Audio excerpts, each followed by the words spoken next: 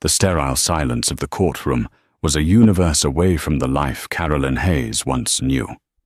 Across the polished room, her husband Richard sat with his lawyer, a portrait of unearned confidence. But it wasn't him that held the room's attention. It was the woman beside him, Jessica Monroe. She had made a spectacle of her arrival, a deliberate performance of victory. On her arm she carried the prize, a shockingly green alligator handbag, a beacon of wealth and defiance. It was a message, a declaration of war sent directly to Caroline. Jessica smirked, believing she had already won. She believed the bag was her crown. What she didn't know was that in this quiet, solemn room, Caroline wasn't there to fight over a man. She was there to reclaim her life, and the key to it all was sitting right there on Jessica's lap.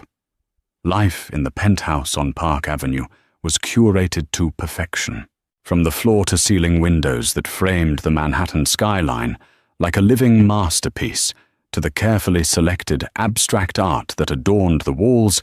Everything in Caroline and Richard Hayes's home spoke of success, power, and impeccable taste. For 15 years, Carolyn had been the silent architect of this perfection. She had managed their social calendar with the precision of a military strategist, hosted dinners that could make or break careers, and cultivated an aura of serene elegance that was the envy of their circle. Their life was a well-oiled machine gleaming on the surface, but deep within its gears, a corrosive rust had begun to spread. The change in Richard had been insidious, a slow cooling of a star. The shared laughter that once echoed in their cavernous living room had faded into polite, hollow inquiries about each other's day. His business trips became more frequent, his nights at the office longer. He brought home the scent of expensive perfume that wasn't hers, a floral, cloying fragrance that clung to the wool of his suits. At first, Carolyn had allowed herself the comfort of denial. They were busy. They were under stress. This was just a phase for a couple navigating their late 40s. But Caroline was an accountant by trade. Her mind was a fortress of logic, and numbers a place where loose ends were anathema. She saw life in patterns in debits and credits, and the balance sheet of her marriage was catastrophically off. The first concrete anomaly appeared on the platinum card statement, a charge from a boutique hotel in Soho called the Mercer. Richard had told her he was at a tech conference in Boston that weekend. She cross-referenced the dates. They matched. It was a small thing, easily explained away, a mistaken charge, perhaps, but it was a crack in the foundation, and Carolyn couldn't stop herself from peering through. She began to look not with the frantic desperation of a scorned wife, but with the methodical patience of an auditor. She started a private spreadsheet, a secret ledger of her husband's life. A charge for $200 at a French bistro in the West Village on a Tuesday. He claimed to be in a board meeting until midnight. A recurring monthly payment to a high-end floral service she had never heard of with delivery notes to a downtown address. Receipts from luxury retailers like Cartier and Van Cleef and Arpels for items she had never received tucked away in the pocket of a forgotten blazer. Each discovery was a small, cold stone dropped into her stomach. She didn't cry. The pain was too sharp, too precise for tears. It was an intellectual agony, the horror of realizing the equation you've dedicated your life to was built on a false variable. He was not just cheating. He was building an entirely separate life, funded by their shared empire. The love and trust she had invested for a decade and a half were being liquidated to fund a fantasy with someone else. The name, when she finally found it, felt both mundane and monumental. Jessica Monroe. It was on a digital receipt emailed to their shared home account, an oversight of breathtaking arrogance on Richard's part. It was a confirmation for a private suite at a 5-star resort in St. Bart's. Richard Hayes and Jessica Monroe. The trip was scheduled for their 16th wedding anniversary. Caroline stared at the screen, the glowing pixels forming a death sentence for her marriage. She remembered planning a quiet dinner for their anniversary, even buying a bottle of the vintage Bordeaux Richard loved. The naivety of it made her feel sick. In that moment, sitting in the quiet of her marble-clad home office, surrounded by the trappings of a life she now saw as a complete fabrication, the hurt finally receded, replaced by a crystalline, chilling clarity. Richard had mistaken her quiet nature for weakness. He had mistaken her trust for blindness. He thought their life was his gilded cage to which he held the only key. He had forgotten one crucial detail. She was the one who had helped him build it, and she knew exactly where all the structural weaknesses were. The spreadsheet was no longer just a log of suspicions. It was a blueprint for demolition. The confrontation didn't happen in a tempest of slammed doors and screamed accusations. That wasn't Caroline's style. She waited until the following Sunday morning, a time that had once been reserved for lazy brunches and the thick rustle of the New York Times. Richard was sitting in his favorite leather armchair, a cup of coffee in one hand, a tablet in the other, scrolling through market reports. The sunlight streaming through the windows illuminated the dust motes dancing in the air, a serene domestic scene that was about to be shattered. "Richard," Caroline said, her voice even and calm. She didn't raise it. She didn't need to. The quiet authority in her tone made him look up, a flicker of irritation in his eyes at being disturbed. She placed a single sheet of paper on the polished mahogany table beside him. It was the hotel confirmation for St. Bart's. "I believe you made a mistake and sent this to the wrong email address," she said. Richard glanced at the paper. For a fraction of a second, his carefully constructed composure cracked. A flash of pure panic widened his eyes before the mask slammed back into place. He leaned back, affecting an air of nonchalant confusion. "What is this junk mail, I assume? They send these things out all the time." "It has your name on it, Richard." "And hers." Jessica Monroe. Caroline stood her ground, her posture unwavering. Is she the one who smells of gardenias? The gaslighting came next, as predictable as the sunrise. "Caroline, what are you talking about? Are you feeling all right? You've been under a lot of stress lately. Maybe you should talk to someone." He tried to turn it around, to paint her as unstable paranoid. It was a classic cruel maneuver she had read about, but never imagined would be deployed against her. She let him finish her expression unreadable. When he was done, she placed a second piece of paper on the table. It was a printout of the Cartier receipt. Then a third, the bill from the French bistro. Then a fourth and a fifth. She laid them out like a losing hand of cards, a neat row of his betrayals. "This is from the weekend you were in Boston. This is for the necklace I never received. And this is a list of 12 other discrepancies from the last 6 months alone."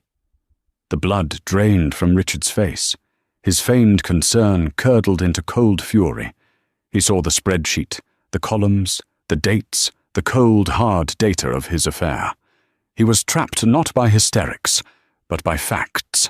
The suave, powerful man who could charm a boardroom into submission was rendered speechless by his wife's quiet competence. "So you've been spying on me," he sneered, his voice low and venomous. The pretense was over. "Going through my things like a common thief." "I was auditing our life," she replied, her voice still unnervingly steady. "And I found a significant and unauthorized expenditure of assets. Our assets, Richard." The arrogance returned, then swelling to fill the void left by his shock. He stood up, towering over her, a pathetic attempt to intimidate. "Fine," he spat. "You want to know? Yes. Her name is Jessica, And she's vibrant and fun, and she makes me feel alive. Something you haven't done in a decade." The words were meant to gut her, to shred what was left of her self-worth. And they hurt, of course they hurt. They were tiny, poisoned darts. But Caroline had already moved past the pain. She was in the realm of logistics now. "I see," she said simply. His cruelty escalated. "I want a divorce, Caroline. It's over. I'll have my lawyer draw up a proposal. I'll be generous, of course. You'll be well taken care of. You can keep the apartment, find a hobby, take up gardening. Just sign the papers, and we can all move on with our lives." He delivered the lines as if he were firing a subordinate, a swift, clean severance package. He expected her to crumble, to dissolve into tears, to accept the gilded cage he was offering her in exchange for her silence and a quick exit. He fundamentally misunderstood the woman he had been married to for 15 years. He saw her as a decorative accessory to his life, not the partner who had balanced their books, managed their investments, and possessed an intellect that was every bit as sharp as his own. Caroline looked at him, truly looked at him, and for the first time she felt nothing but a profound sense of pity. He was a cliché, a wealthy man in a midlife crisis, trading a diamond for a piece of glass because it sparkled more brightly under artificial light. "No," she said. The single word hung in the air, heavy and absolute. Richard blinked. "No. What do you mean, no?" "I mean, no, I will not accept your generous offer. I will not be taken care of. And I will not be signing anything your lawyer drafts." She stated her gaze as hard as steel. "You have systematically funneled marital assets into your affair. That is not just immoral, it is illegal. So no, Richard. I will not go quietly." She turned and walked towards her office. "I'll see you in court, and I suggest you hire the best lawyer you can afford. You're going to need him." He stared after her, his mouth slightly agape, the full force of his miscalculation finally dawning on him. The quiet, predictable woman he had so carelessly discarded had just declared war. Caroline's choice of lawyer was as deliberate and calculated as her spreadsheet. She didn't go to one of the old guard, silver-haired sharks Richard would have expected. Instead, she chose David Chen, a younger, sharper attorney, known for his forensic approach to financial settlements. His office was minimalist and modern, a reflection of his own no-nonsense demeanor. When Caroline laid out her evidence on his glass conference table, the spreadsheet, the printed statements, the screenshots all neatly organized in a black binder, Mr. Chen's eyebrows rose slightly. It was the only sign of his surprise. "Mrs. Hayes," he said after a long moment of silence, looking up from the meticulous records. "This is comprehensive. Most of my clients come in with tears and suspicions. You've come in with a prosecution-ready case for financial malfeasance. I don't want his apologies, Mr. Chen." Caroline stated her hands, folded calmly on the table. "I don't want revenge. I want what I am owed. My half of the life I helped build, not what's left after he's finished siphoning it off." "I understand completely," Chen replied, a newfound respect in his eyes. "We will file immediately, and we will petition for a full forensic audit of all your shared accounts and his personal businesses for the last 5 years." The war began. Richard, true to Caroline's prediction, hired a notoriously aggressive lawyer from a powerhouse firm, a man named Arthur Vance, who specialized in slash-and-burn tactics. Their opening salvo was an attempt to paint Caroline as a greedy, embittered housewife, disconnected from the realities of the business world Richard inhabited. They argued that the wealth was his creation alone, and she was merely a beneficiary. It was a foolish strategy, and Mr. Chen dismantled it with surgical precision, presenting evidence of Caroline's own financial acumen. including a portfolio of personal investments she had managed that had outperformed Richard's own over the past decade. The battle lines were drawn not over emotion, but over numbers. Meanwhile, Jessica Monroe, no longer a secret, launched her own offensive on a different front: social media. It was a campaign of psychological warfare. Her Instagram profile, previously private, was suddenly unlocked for the world to see. It became a curated gallery of her life, with Richard a life paid for by Caroline's marital assets. There were pictures of them clinking champagne glasses on a private jet. Richard's arm wrapped possessively around her. Photos from the balcony of a five-star hotel in Paris, the Eiffel Tower, twinkling in the background. A video of her wrist adorned with the Cartier bracelet Caroline had found the receipt for. Each post was a carefully aimed dart, captioned with nauseatingly smug hashtags, "Living my best life, true love, he knows my worth." Caroline refused to look at it, instructing Mr. Chen's paralegal to monitor the account and archive everything. But the whispers of their social circle reached her tales of Jessica's brazenness. She was taunting Caroline, trying to provoke a reaction, to paint her as jealous and unhinged. Then came the handbag. It appeared on Jessica's Instagram feed on a Tuesday afternoon. The photo was a close-up, a selfie of sorts, but the focus wasn't her face. It was the bag she was holding. It was an Hermes Birkin, 30, but not just any Birkin. It was crafted from alligator leather in a rare, vibrant shade of green called vert criquet, finished with gleaming palladium hardware.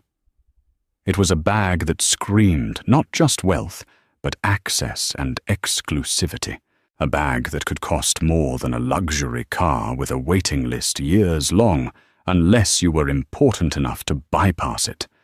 The caption was the final twist of the knife.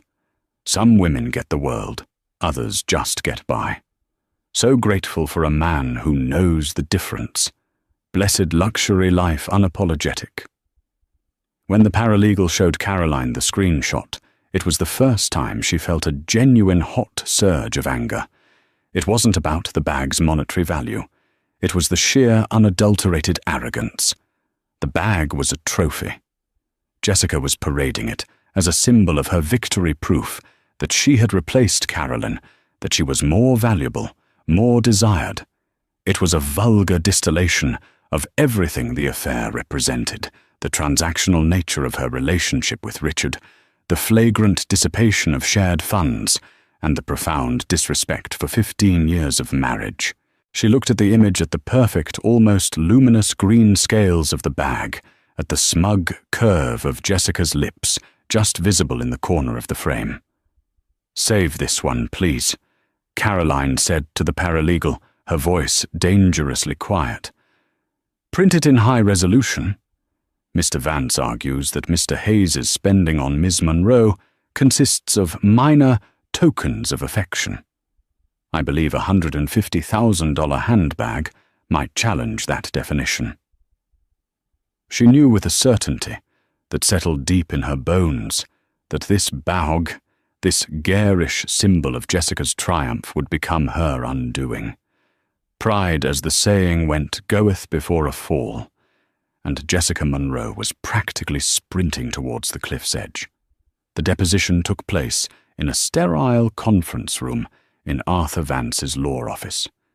It was a space designed to be intimidating, with a long, dark wood table, imposing leather chairs, and a panoramic view of the city that seemed to mock anyone with a smaller net worth. Jessica Monroe arrived 20 minutes late, an entrance clearly designed to project an air of nonchalant importance.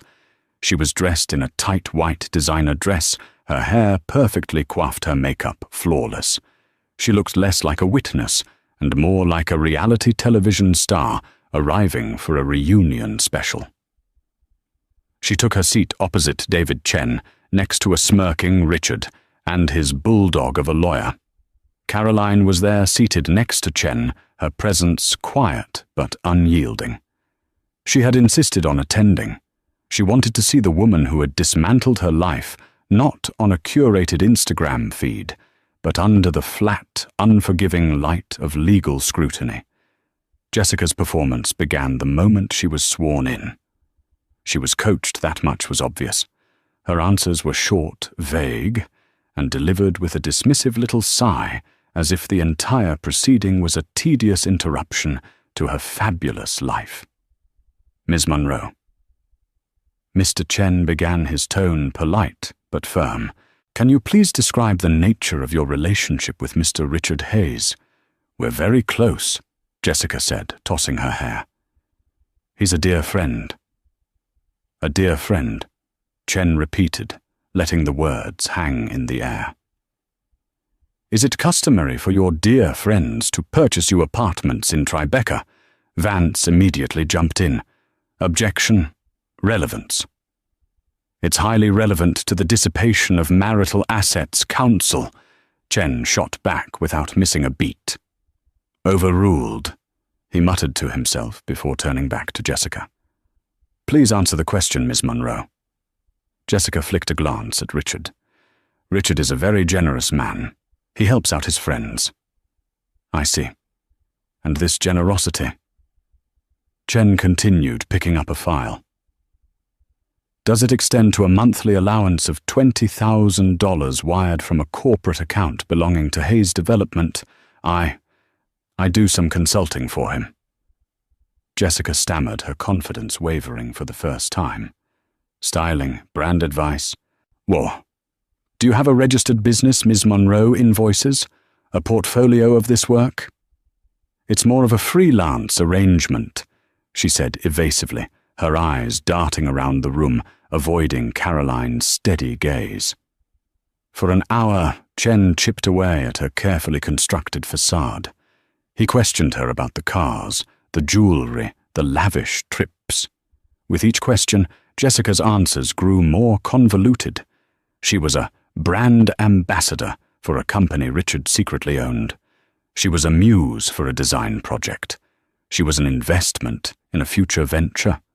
The lies were flimsy, transparent, and utterly insulting in their lack of sophistication. She was so accustomed to people being dazzled by the shine of Richard's money that she seemed to believe it made her explanations plausible. Throughout the deposition, Caroline remained silent, a statue of composure. She watched Jessica not with hatred, but with a kind of clinical fascination. This was the woman Richard had risked everything for, a woman whose entire identity was built on things that could be bought, things that could be taken away. There was no depth, no substance, just a grasping, desperate need for validation through luxury goods. She felt an unexpected wave of emptiness for Richard, for the hollowness he must have felt to seek solace in someone so profoundly superficial. The deposition was nearing its end when Chen finally brought up the bag. He slid a high-resolution printout of the Instagram post across the table. Ms. Monroe, do you recognize this photograph? Jessica beamed, her confidence flooding back. This was her home turf. Of course, it's from my Instagram. And the handbag featured prominently in the photo. An Hermes Birkin. Is that correct? A Vert Criquet, alligator, Birkin 30. She corrected him, her voice dripping with pride, as if naming it was an accomplishment in itself. It's a very rare piece. And a very expensive one, Chen added smoothly. Was this also a gift from your dear friend, Mr. Hayes? It was, she said, preening, a token of his affection. He appreciates fine things. She shot a venomous glance at Caroline, a silent message. This is what a woman of value receives. Caroline met her gaze without flinching. She held it until Jessica, unnerved by the lack of a reaction, looked away first. Thank you, Miss Monroe, Mr. Chen said, gathering his papers. No further questions, for now. As they packed their briefcases, Richard leaned over to Jessica, whispering something in her ear that made her laugh, a loud, grating sound that echoed in the quiet room. They were convinced they had won the day. Jessica had stuck to the script, portraying herself as a doted-upon friend, a consultant, anything but a mistress whose entire lifestyle was funded by marital money. They believed her arrogance was a shield. They had no idea that Mr. Chen, with Carolyn's guidance, had just handed her the sword she would soon fall upon. The day of the divorce hearing arrived under a steel-gray New York sky. The family courthouse on Lafayette Street was a solemn, imposing building, its halls echoing with the quiet tragedies of fractured lives. Caroline arrived early with Mr. Chen, dressed in a simple but elegant navy blue suit.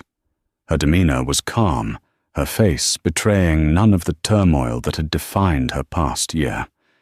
She was not there as a victim. She was there as the CEO of her own liberation. Richard and his lawyer Arthur Vance were already seated, whispering conspiratorially. Richard looked impeccable in a tailored suit, the picture of a man in control. He exuded an aura of wealth and power that he thought made him invincible even here. He caught Caroline's eye and gave a small, condescending nod, as if acknowledging a junior employee. Caroline simply looked through him. The proceedings began, and the courtroom settled into a monotonous rhythm of legal arguments. Vance was making his case, arguing that the division of assets should heavily favor Richard. He painted a picture of his client as a financial genius, the sole architect of their fortune, while Caroline was relegated to the role of a passive beneficiary. Mr. Chen calmly refuted each point with bank statements, investment reports, and tax returns that proved Carolyn's active and significant role in managing and growing their wealth. It was then that the courtroom doors swung open, breaking the solemn atmosphere. Jessica Monroe made her entrance. It was a masterpiece of calculated drama. She was 20 minutes late, ensuring all eyes would be on her. She was dressed in a vibrant fuchsia dress that was entirely inappropriate for the somber setting. Her heels clicked loudly on the marble floor, a percussive announcement of her arrival. And on her arm, held high like a royal scepter, was the vert criquet alligator Birkin.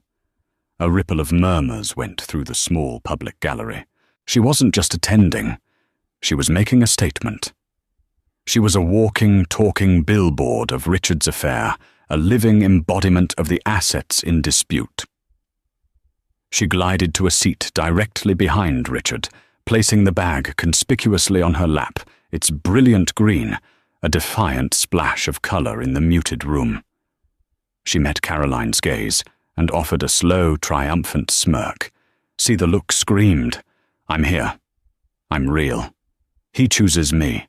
I have the prize."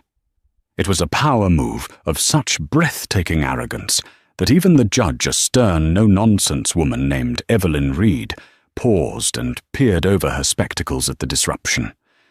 Caroline, however, remained impassive. She had anticipated this. She had counted on Jessica's vanity, on her desperate need to flaunt her perceived victory. To Jessica's visible frustration, Caroline offered no reaction at all. She didn't glare. She didn't cry. She didn't even acknowledge her presence. She simply turned her attention back to the judge as if a brightly colored insect had briefly flown into her line of sight before becoming irrelevant. This lack of engagement seemed to infuriate Jessica more than any emotional outburst could have. Vance was in the middle of dismissing Richard's expenditures on Jessica. "These were personal gifts Your Honor made from Mr. Hayes's personal income after the couple had already effectively separated. They have no bearing on the marital estate." "Objection," Mr. Chen said, rising smoothly. "The timeline of my client's evidence will show that Mr. Hayes began dissipating marital assets long before the date of separation, he claims. And we can prove it." He paused, letting the statement land. "Your Honor, the prosecution would like to call Ms. Jessica Monroe to the stand." A jolt went through the courtroom. Vance shot to his feet, objecting vehemently. But Judge Reed waved him down. her curiosity clearly piqued by the woman in fuchsia and the ostentatious handbag. "I'll allow it," the judge said, her voice firm. "Ms. Monroe, please approach the witness stand." Jessica looked momentarily surprised, then pleased. She clearly thought this was her moment to shine, to publicly legitimize her role in Richard's life. She sauntered to the stand, the Birkin swinging from her arm.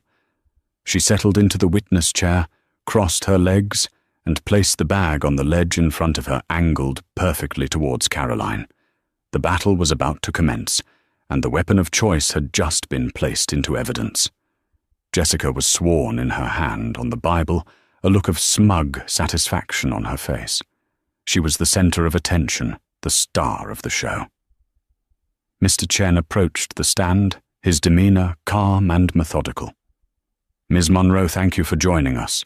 We have already established through deposition that you have received numerous, shall we say, generous gifts from Mr. Hayes." "Richard is a very generous man," Jessica repeated her well-rehearsed line. "Indeed," Chen said, turning to the large screen on the courtroom wall. The Instagram photo of the Birkin flashed into view.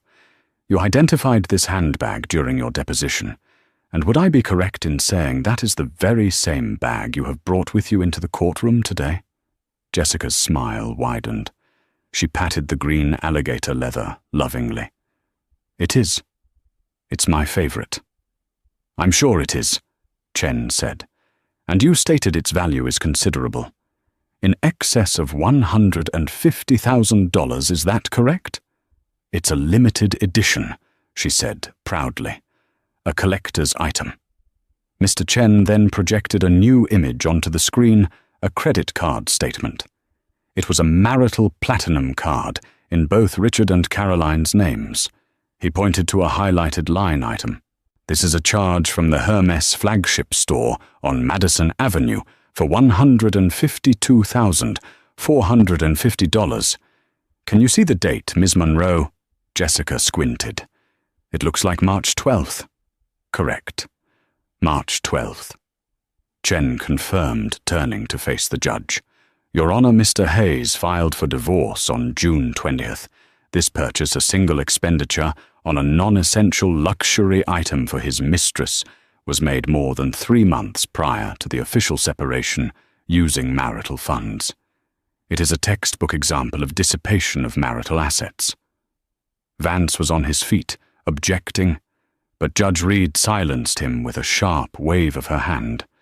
Her gaze was fixed on the bag, then on Jessica, her expression unreadable. Jessica, however, was unfazed. This was all part of the game. "It was a gift," she said with a shrug. "A birthday gift. Richard loves celebrating me." She directed the last part towards Caroline, a final petty jab. The courtroom was silent. Richard looked confident his lawyer seemed to be regrouping for a counter-argument. Jessica was beaming. She believed she had weathered the storm. The bag was hers, a gift, end of story. Then something unexpected happened.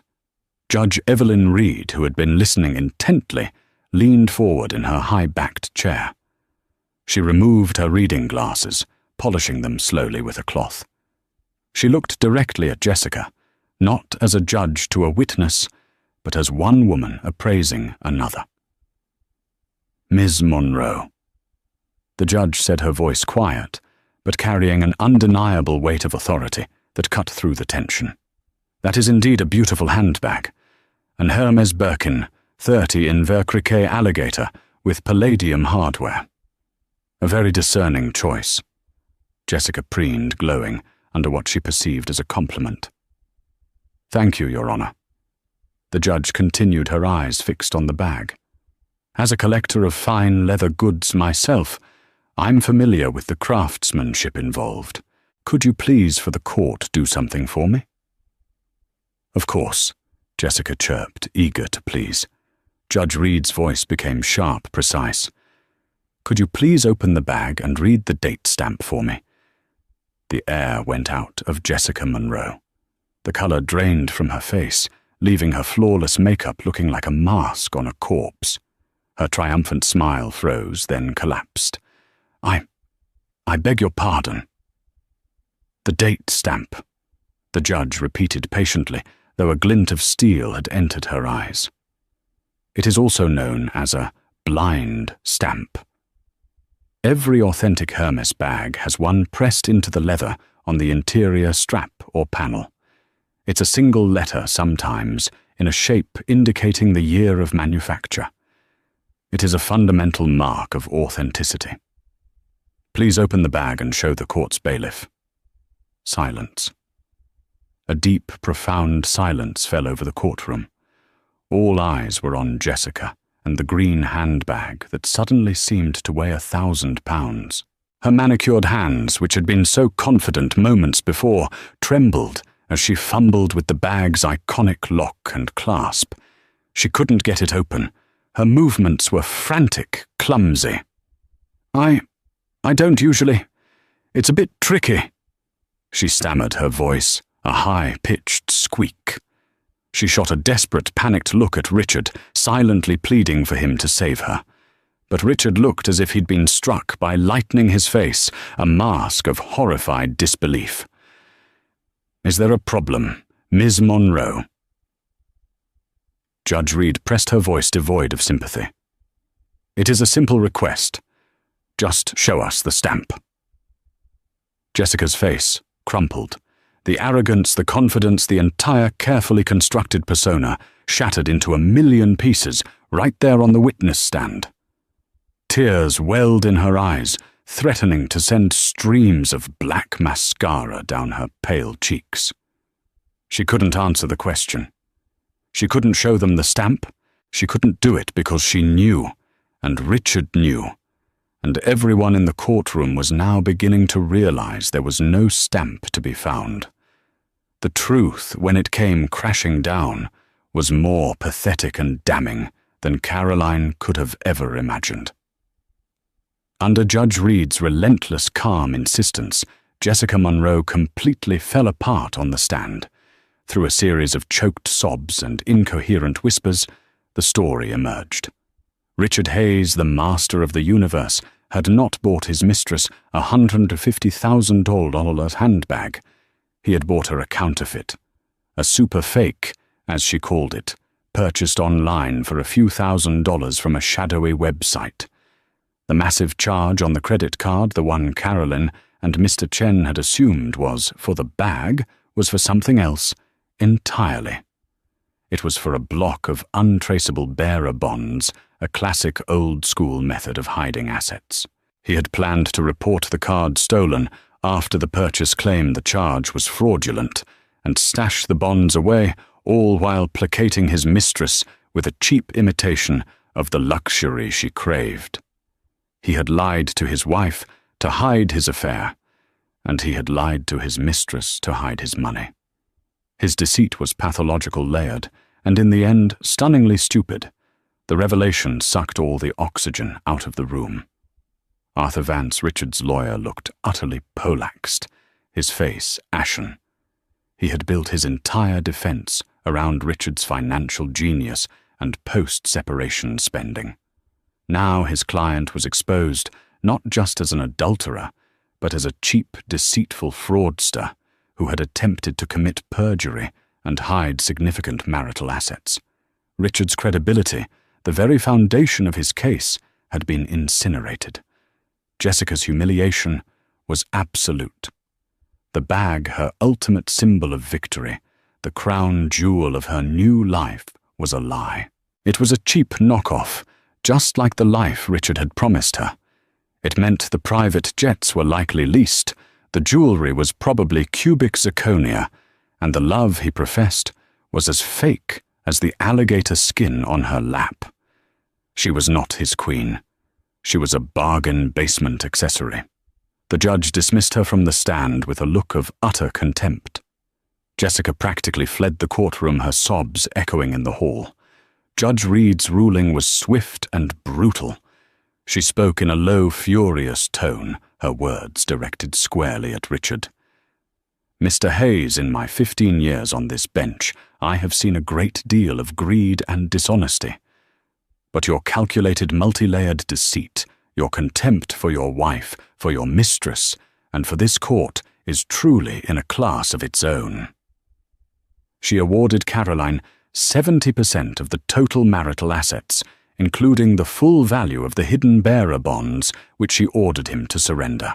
She also awarded Caroline the Park Avenue penthouse, all of her investment portfolios and punitive legal fees. It was a judgment so decisively in Caroline's favor that it left Richard visibly shaking his face, pale and slack with shock. He hadn't just lost the case. He had been annihilated. Caroline left the courthouse alone. The grey sky had broken, and a sliver of watery sunlight was pushing through the clouds. As she descended the grand stone steps, she saw them. Richard and Jessica were standing on the sidewalk, engaged in a vicious, screaming argument. Jessica's perfect makeup was a ruined mess, her face contorted with rage and tears. Richard was jabbing a finger at her, his voice a furious snarl. Lying on the dirty pavement between them, discarded like a piece of trash, was the vibrant green handbag. It looked cheap and gaudy in the harsh light of day. Caroline paused for a moment, watching the ugly collapse of their beautiful lie. She felt no triumph, no surge of victory, only a quiet, profound sense of release. They were trapped in a prison of their own making, built from fake bags and fake promises. She didn't look back. She straightened her shoulders, lifted her chin, and walked down the street towards the rest of her life, a life of real value, a life that was authentically, completely, and finally her own. The months following the verdict were a study in demolition and reconstruction. While Richard and Jessica's world was being systematically dismantled by lawyers and liquidators, Caroline's was being quietly and deliberately rebuilt brick by authentic brick. Her first act of liberation was to sell the Park Avenue penthouse. She walked away from the marble floors and panoramic views without a backward glance, taking only her personal effects and the collection of modern art she had personally curated over the years. The sale was swift, the closing seamless. The apartment, once the epicenter of her gilded cage, was now just another entry on a balance sheet, a significant one which she immediately reinvested. She didn't buy another opulent showpiece. Instead, she purchased a historic brownstone in Greenwich Village, a place with creaking wooden floors, a small overgrown garden in the back, and rooms filled with the kind of warm afternoon light that felt like a blessing. For the first time in 16 years, she was surrounded, not by curated perfection, but by character and history. She spent her days in comfortable clothes, overseeing painters and carpenters, the scent of sawdust and fresh paint, replacing the cloying smell of Richard's lies. Her second act was to reclaim her professional identity. Armed with her considerable settlement and her flawless reputation for financial acumen, she opened a boutique consultancy she named Provenance Advisory. It was a niche firm bridging the worlds she knew best, art and finance. She advised a small select group of clients on investing in emerging artists, her sharp eye for talent matched only by her forensic approach to valuation and authenticity. Her office was the parlor floor of her brownstone. Her desk, a magnificent old library table set before a large window overlooking the leafy street. She worked for herself on her own terms, her success measured not in society column mentions, but in the thriving careers of the young artists she championed. One crisp autumn afternoon, about a year after the divorce was finalized, Caroline was meeting with a new client, a tech entrepreneur looking to build a meaningful art collection. As she was explaining the importance of an artist's exhibition history, her phone buzzed with a news alert from a financial journal she followed. The headline was stark: Hayes Development Files for Chapter 11 Bankruptcy. She paused, tapping the link. The article detailed the spectacular collapse of Richard's empire. The court's judgment had been the first domino. The public nature of his financial fraud, the bearer bonds, the attempt to defraud the court, had spooked his investors, and credit lines dried up overnight. Business partners, fearing the taint of his disgrace, had pulled out of lucrative deals. His reputation, once his most valuable asset, was now worthless. The story of the Birkin fraud, as the tabloids had gleefully dubbed it, had become a cautionary tale whispered at every gala and charity benefit in the city. Richard Hayes was no longer a titan, he was a punchline. The article included a recent photograph of him leaving the bankruptcy court. He looked diminished, his expensive suit hanging on a frame that had lost its arrogant posture. The confident smirk was gone, replaced by the pinched grey expression of a man who had lost everything and knew it was his own fault. Caroline stared at the photo for a long moment, feeling not a shred of satisfaction or pity, but a profound and final detachment. He was a stranger to her now, a character from a book she had finished reading long ago. "Is everything all right, Ms. Hayes?" her client asked, noticing her pause. Caroline looked up and smiled a genuine, untroubled smile. "Everything is perfect," she said, switching her phone to silent and placing it face down on the table. "Now let me tell you about a brilliant young painter I found in Brooklyn." Richard's descent was far faster and more brutal than he could have ever imagined. He was forced to sell the company for pennies on the dollar to a competitor who immediately scrubbed his name from its branding. He lost the Hamptons beach house, the fleet of cars, the private jet membership. He was a social leper. Former friends crossed the street to avoid him. The invitations stopped. He was forced to move into a generic rented condominium in a high-rise in New Jersey, a place with thin walls and a view of a parking garage. His true punishment, however, was the silence. He had spent his life surrounded by the noise of his own importance, the ringing phones, the fawning assistants, the clamour of admiring colleagues. Caroline had managed the quiet parts of his life so seamlessly that he had never noticed the buffer she provided against true loneliness. Now the silence in his new apartment was deafening. There was no one to schedule his appointments, no one to plan his meals, no one to buffer him from the crushing weight of his own failure.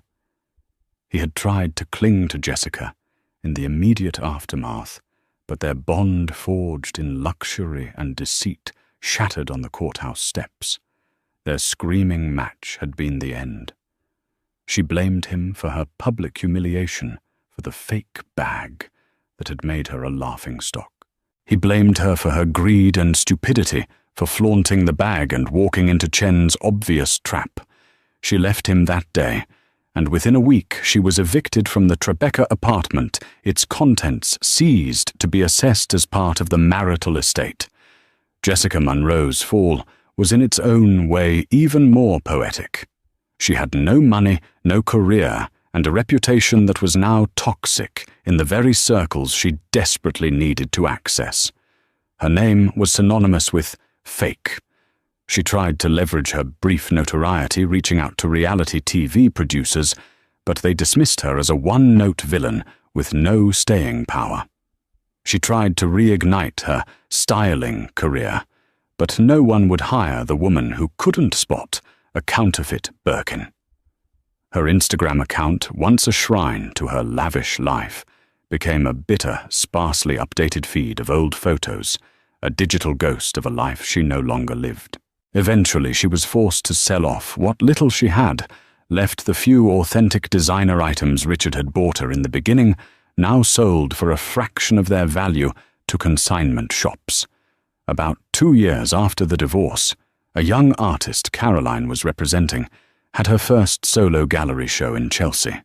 The opening was a massive success, the gallery buzzing with collectors, critics, and the vibrant energy of the New York art scene.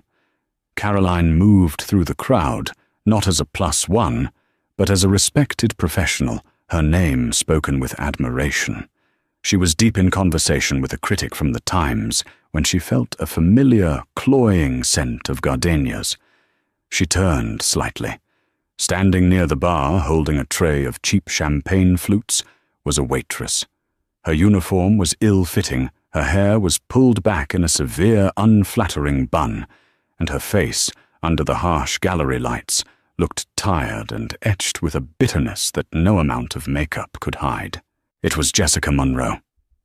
Their eyes met across the crowded room. For a heartbeat, the world seemed to slow. Caroline saw a flicker of recognition in Jessica's eyes, immediately followed by a wave of raw, burning humiliation. She turned away quickly, her back rigid, and hurried toward the kitchen. In that moment, Caroline understood the final, brutal irony of it all. Here, Jessica was a paid servant at an event celebrating authentic creation, an event made possible by the very woman she had tried so desperately to destroy. She was surrounded by objects of immense value, yet she owned nothing. She had chased a life of perceived luxury, only to end up serving it to others. Caroline felt a sudden, unexpected pang, not of pity, but of a sad, clinical clarity. Jessica had never been her enemy. She was a symptom of the disease of superficiality and transactional relationships that had infected her marriage. Richard had chosen Jessica not because she was better, but because she was easier. She was a hollow vessel he could fill with expensive things, a mirror that reflected back the powerful, generous man he wanted to be, without ever demanding the truth of who he was.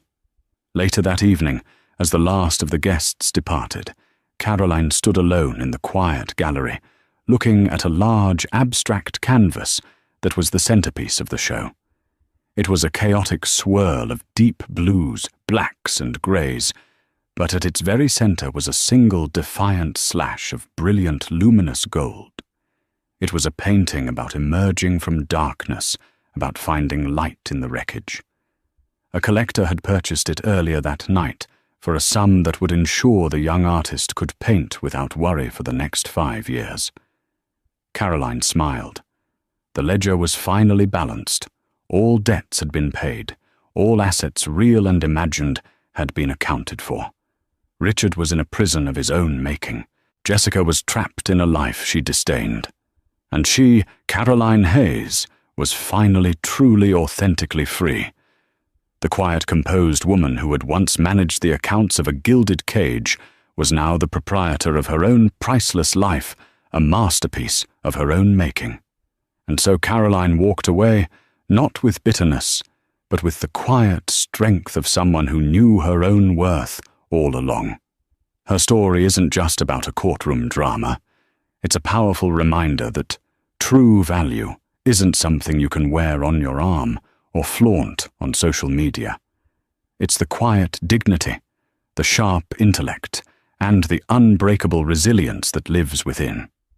While others chase the illusion of luxury, she proved that authenticity is the only asset that truly matters.